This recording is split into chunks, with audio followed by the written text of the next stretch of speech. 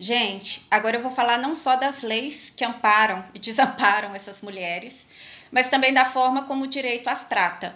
Porque o Estado, como eu já falei algumas vezes aqui, ele só entra nessas comunidades pobres para cobrar dessas mulheres que elas atendam à representação social de ser bela, recatada, do lar, de ser casada com um marido só, que seja um pai presente, que não cometa crime. Então, assim, quando um homem comete um crime, ele é visto como um bandido, alguém que infringiu a lei, né? E a sociedade, a depender da cor, quer ver longe.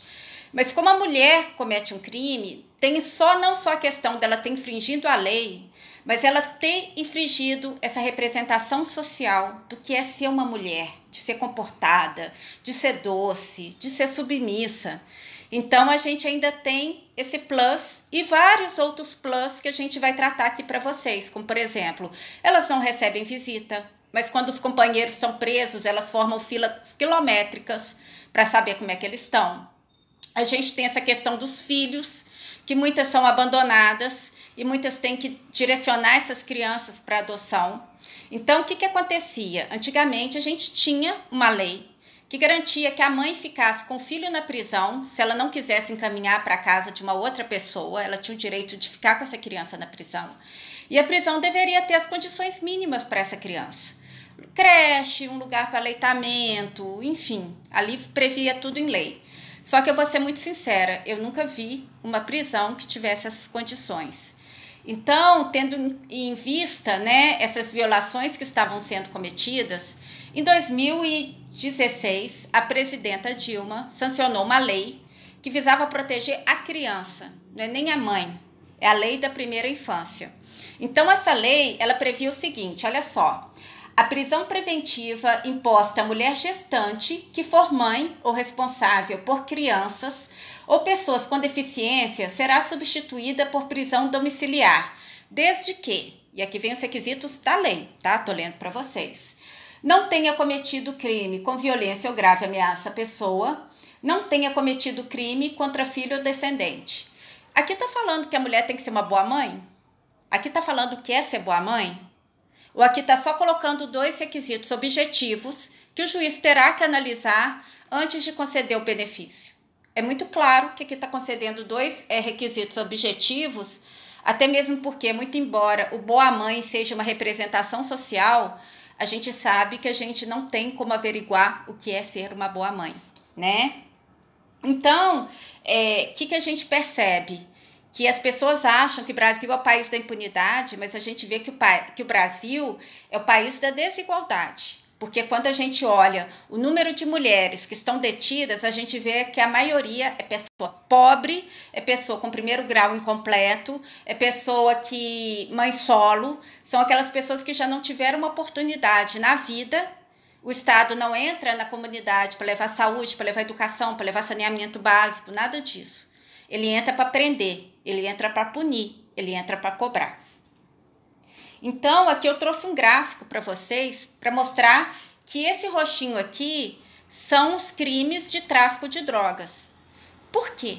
Na verdade, é o seguinte, primeiramente para mostrar para vocês que o crime de tráfico de drogas é um crime cometido sem violência ou grave ameaça à pessoa, tá? Ah, mas tem tiroteio no morro, isso é outro crime. A maioria todos os verbos previstos no crime de tráfico de drogas é vender, dar, ter em depósito, enfim, são crimes, são verbos que são cometidos sem violência ou grave ameaça à pessoa. E ainda que tivesse alguma coisa assim, ameaçar a pessoa a consumir droga, se a mulher está vendendo droga, é crime cometido sem violência ou grave ameaça à pessoa. Então essas mulheres fariam jus a esse benefício. Mas na vida real não é assim que está acontecendo, porque o juiz se acha no direito de dizer para elas quem é boa mãe e quem não é.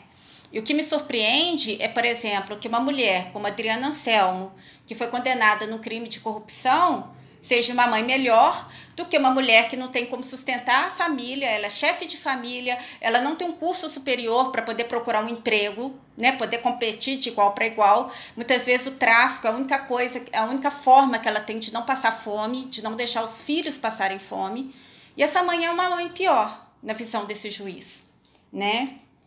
Então aqui eu trouxe um caso para vocês entenderem como é fácil prender alguém no tráfico de drogas. Olha só, Débora, negra, tem 43 anos, não completou o ensino fundamental, não tem antecedentes criminais, aposentou-se cedo por conta da sua incapacidade de andar e sua pensão é a única fonte de sustento da casa que vive com os filhos e netos na periferia de São Paulo, ou pelo menos vivia.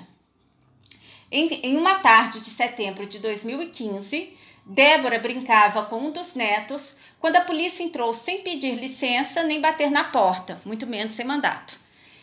E havia uma denúncia anônima, a gente sabe o quão complicada essa questão da denúncia anônima, de que ela guardava drogas.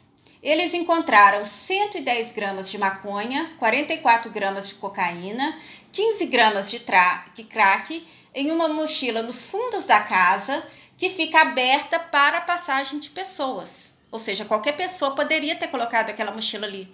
A Débora muitas vezes não estava nem sabendo o que estava acontecendo ali. Por conta da dificuldade de locomoção, Débora dificilmente teria acesso ao local. Quer dizer, todo mundo teria mais acesso ao local do que ela. Olha o absurdo, e ainda assim ela foi presa, onde encontravam os entorpecentes. Mesmo assim, nunca voltou para casa. Então, aqui a gente vê um caso de uma mãe, de uma avó, que estava em casa, não tinha confusão nenhuma na casa dela, foi uma denúncia anônima, ela não sabe nem quem fez. Foi uma área de passagem, ela não é obrigada a saber o que está acontecendo lá, principalmente por conta da dificuldade de locomoção. E a gente tem que ver também que na cadeia não tem acessibilidade para pessoa com deficiência. E ainda assim, o Estado veio com a mão pesada para colocar uma pessoa como a Débora presa, né? Então, a gente vê que é uma questão de onde você nasceu. E agora vem uma das faces mais cruéis do direito, que é a cifra negra da criminalidade.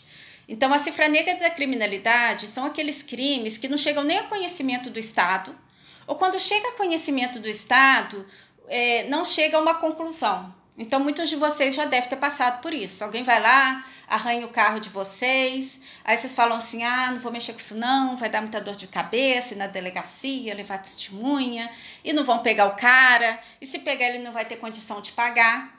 E tipo assim, a gente sabe que é uma quantidade absurda de crimes que não chegam a conhecimento do judiciário, porque a gente sabe da visão que as pessoas têm do judiciário, né? E que o judiciário também não faz nada para mudar. Mas a versão mais cruel disso é a cifra dourada da criminalidade. Muitos dessas pessoas, desses crimes que não chegam sequer a conhecimento da polícia, é porque as pessoas que cometem têm uma certa condição social. Então, não estou falando apenas de crime do colarinho branco, lavagem de dinheiro, é isso também. Mas a gente sabe que a polícia, que tem tráfico em condomínio de luxo e a polícia não vai lá.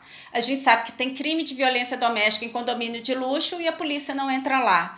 Então, se você está achando que uma lei rigorosa tá tornando o mundo um lugar mais seguro para você, olha, eu só lamento. A pessoa do seu lado pode ser um estuprador, porque muitos desses crimes da cifra negra são mulheres que foram estupradas, e muitas vezes levar a conhecimento da justiça seria um sofrimento tão grande para elas, que elas preferem não levar. E você pode estar em contato com o traficante, enfim. Então, assim, para que essa mão tão pesada em cima de pessoas pobres, em pessoas que quando são presas em flagrante não têm condição de chamar um advogado, e ao passo que com pessoas mais abastardas, a coisa não funciona desse jeito. E aí a gente tem o que a gente chama de teoria do etiquetamento, que essas pessoas, quando elas passam, em alguma medida, isso aí foi estudado, isso aí é estatístico, pela justiça criminal, ainda que elas sejam declaradas inocentes, ainda que seja um crime cometido sem violência ou grave ameaça à pessoa, isso é um agravante para que elas consigam voltar ao mercado de trabalho. Porque se pedir uma ficha, ali está na ficha dela e as pessoas não contratam.